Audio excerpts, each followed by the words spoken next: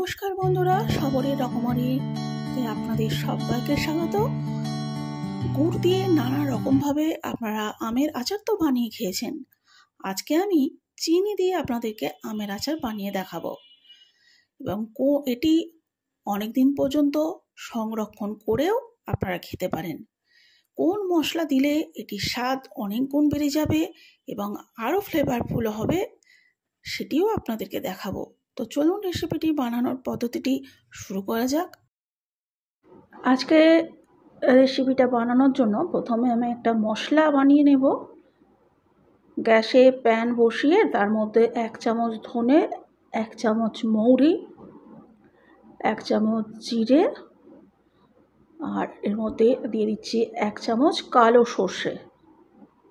সর্ষের পরিমাণটা একটু কমই রাখবেন। আর দুটো দিয়ে দিলাম শুকনো লঙ্কা। এটাকে প্রথমে একটুখানি হালকা করে রোস্ট করে নেব। গ্যাসের ফ্লেম এই অবস্থায় একেবারেই লোতে রাখতে হবে, তা নাহলে মশলাগুলো পুড়ে যেতে পারে। এবার হালকা করে একটুখানি নাড়াচাড়া করে নিতে হবে।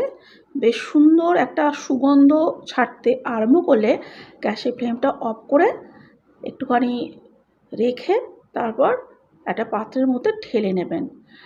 আর গরম অবস্থাতে কিন্তু একেবারেই গ্রাইন্ড করা চলবে না। একটু মশলাটা ঠান্ডা হয়ে গেলে তারপরেই কিন্তু পাউডার বানিয়ে নেবেন। এখানে আমি দুটো কাঁচা আম ঠিক এইভাবে দেখুন চৌকো চৌকো ডুমো ডুমো করে কেটেছি। আমে আঁটি এসে যাওয়ার আগেই কিন্তু আচার বানিয়ে নেওয়ার চেষ্টা করবেন। আঁটি এসে গেলে কিন্তু আমের পাল্পটা অনেক কম হবে। তো সেই আঁটি এসে যাওয়ার আগে আমি আম কেটে নিয়ে টুকরো করে নুন হলুদ মাখিয়ে একটু রোদে দিয়ে রেখেছিলাম। এতে করে ময়েশ্চারটা একটু কমে যায়। এবার গ্যাসে আমি 3-4 চামচের মতো তেল একটু হালকা গরম করে নিয়েছি। তারপর অফ করে কয়েক সেকেন্ড রেখে ঠান্ডা হতে দিয়েছিলাম। এতে সর্ষের তেলের যে কাঁচা গন্ধটা আচারের মতো তাহলে আর ছাড়বে না। এবার তেলটাকে আবার গরম করে ওর মধ্যে 1 চামচ 5 ফোড়ন আর একটা শুকনো লঙ্কা দিয়ে একটু গরম করে নিলাম। এর মধ্যে আমি দিয়ে দিচ্ছি নুন হলুদ মাখিয়ে রাখা আমের টুকরোগুলো। কিছুক্ষণ এইভাবে নাড়াচাড়া করে ভেজে নিতে হবে। এতে করে আমের যে ময়েশ্চারটা সেটা ছাড়তে আরম্ভ করবেন। দেখুন আম থেকে কতটা জল বেরোতে আরম্ভ করেছে আস্তে আস্তে ধীরে ধীরে। এবার কিছুক্ষণ আবারও আমি নাড়াচাড়া করে নেব। এবার এর মধ্যে আমি চিনি ব্যবহার করব। আমি এখানে 1 বাটির মতো চিনি নিয়েছি, মোটামুটি 200 গ্রামের মতো চিনি হবে আমি নিয়েছি। এবার চিনিটাকে একটু সামান্য আমের সাথে ভালো করে মাখিয়ে নিয়ে একটু নাড়াচাড়া করে নেব। চিনিটা গলতে আরম্ভ করবে আস্তে আস্তে আর আমটাও জল ছাড়তে আরম্ভ করবে। এই সময় আমি দিয়ে দিলাম সামান্য বিট নুন আর দিলাম 1 চামচের মতো কাশ্মীরি লঙ্কার গুঁড়ো। এতে খুব সুন্দর একটা কালার আসবে আর স্বাদটাও বেশ সুন্দর হবে বিট নুন দেওয়ার ফলে। একটু নাড়াচাড়া করে আমি চিনিটাকে গলতে দেব। এবার আমটাও আস্তে আস্তে নরম হয়ে আসবে এই অবস্থাতেই। এদিকে আমি যে মশলাটা ঠান্ডা হতে দিয়েছিলাম সেটাকে মিক্সিতে গুঁড়ো করে নিয়েছি। দেখুন আস্তে আস্তে চিনিটা বেশ ভালো করে গলতে আরম্ভ করে দিয়েছে। আস্তে আস্তে গলে পাতলা আকার ধারণ করছে আর আমটাও বেশ অনেকটাই সিদ্ধ হয়ে এসেছে।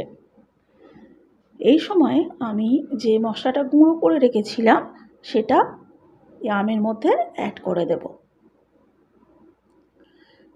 এবার ভালো করে একবার মিশিয়ে নেব আমের সাথে। আর আস্তে আস্তে আমের মধ্যে থেকে যে জলটা বেরোতে আরম্ভ করেছে সেটাও কিন্তু গাঢ় হয়ে আসছে। এভাবে আমি আরও 2-3 মিনিটের মতো রাখবো যাতে গাঢ় হয়ে আসে। অনেকটাই গাঢ় হয়ে এসেছে, একদম কমপ্লিট হয়ে গেছে আচারটা। আর যাতে এটা কিছুদিন সংরক্ষণ করে রাখা যায় তার জন্য আমি এর মধ্যে দিয়ে দিয়েছি 1 চামচের মতো ভিনিগার। আজকে রেসিপিটা অর্থাৎ আমের আচার একদম কমপ্লিট হয়ে গেছে। আমি একটা পাত্রের মধ্যে সার্ভ করে দিচ্ছি। বন্ধুরা, আপনারা এইভাবে আমের আচার বানিয়ে রেখে অনেক দিন ধরে সংরক্ষণ করে খেতে পারবেন। আমি যেভাবে আচারটা বানিয়েছি আশা করি আপনাদের ভালো লাগবে। যদি ভালো লেগে থাকে তাহলে একটা লাইক দেবেন আর কমেন্ট করে আপনাদের মতামত কিন্তু জানাতে ভুলবেন না একেবারেই। চ্যানেলে নতুন বন্ধু হয়ে থাকলে চ্যানেলটি সাবস্ক্রাইব করার জন্য অনুরোধ থাকলো। আপনারা ভালো থাকবেন, সুস্থ থাকবেন এই কামনা করে আজকের ভিডিওটি শেষ করছি। আবার দেখা হবে নতুন একটি পর্বে নতুন ভিডিওর সাথে। আজকের মতো বাই বাই।